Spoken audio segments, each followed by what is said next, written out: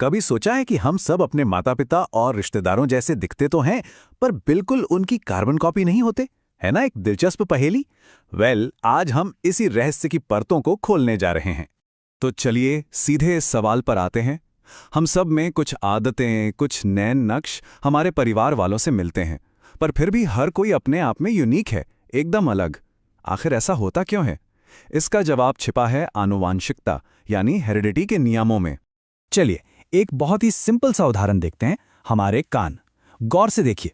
कुछ लोगों के कान का निचला हिस्सा, जिसे एयर लोब कहते हैं, सिर से जुड़ा होता है, जबकि कुछ का बिल्कुल फ्री होता है।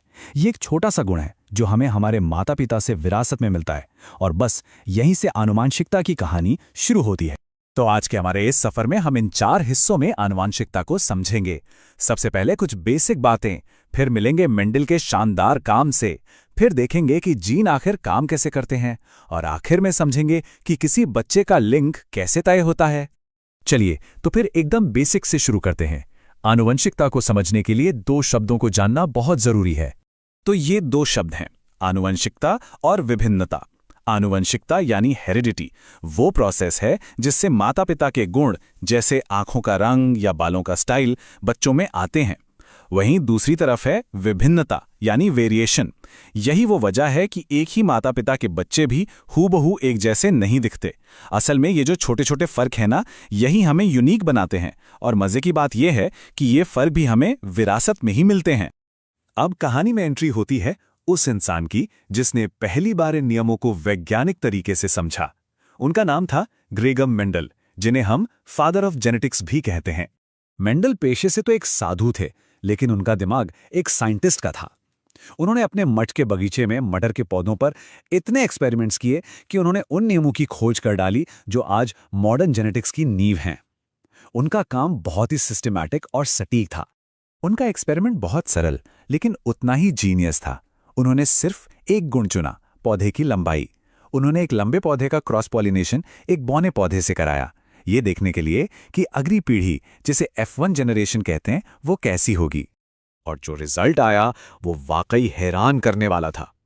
पहली पीढ़ी में जितने भी पौधे उगे वो सब के सब लंबे थे। बौनापन तो जैसे कहीं गायब ही हो गया था। ऐसा लगा जैसे लंबे होने का गुण बौनेपन पर पूरी तरह हावी हो गया है।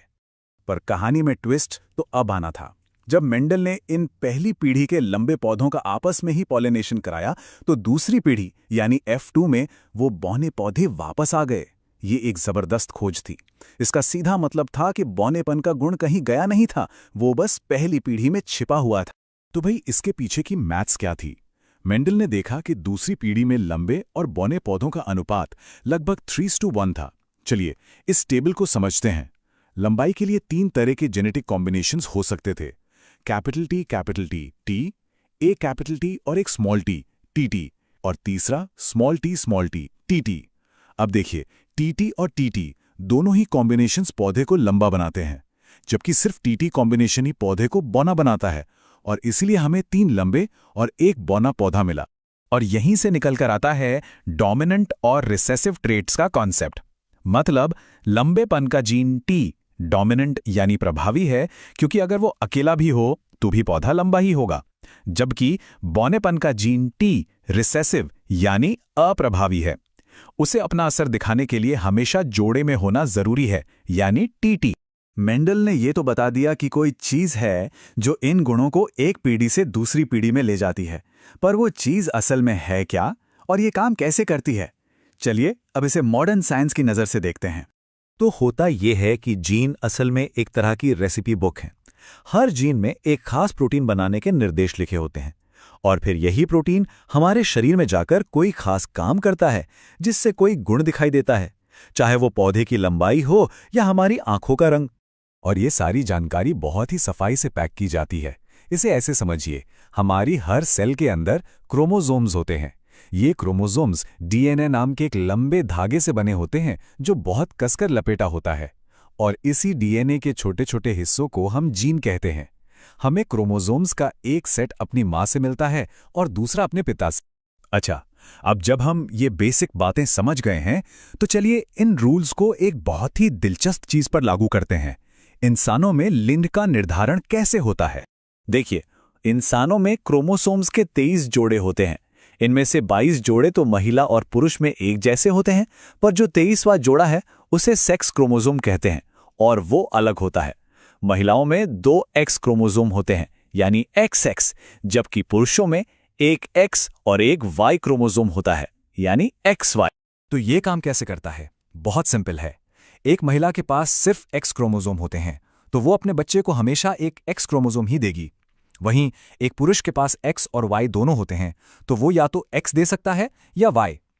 तो अगर पिता की तरफ से X क्रोमोसोम आता है तो माँ के X के साथ मिलकर XX बनता है, यानी बच्चा लड़की होती है। और अगर पिता से Y क्रोमोसोम आता है तो माँ के X के साथ मिलकर XY बनता है, यानी बच्चा लड़का होता है। तो मतलब साफ है, बच्चे का लिंग पूरी तरह से इस बात पर निर्भर करता है कि उसे अपने पिता से कौन सा क्रोमोसोम विरासत में मिला है।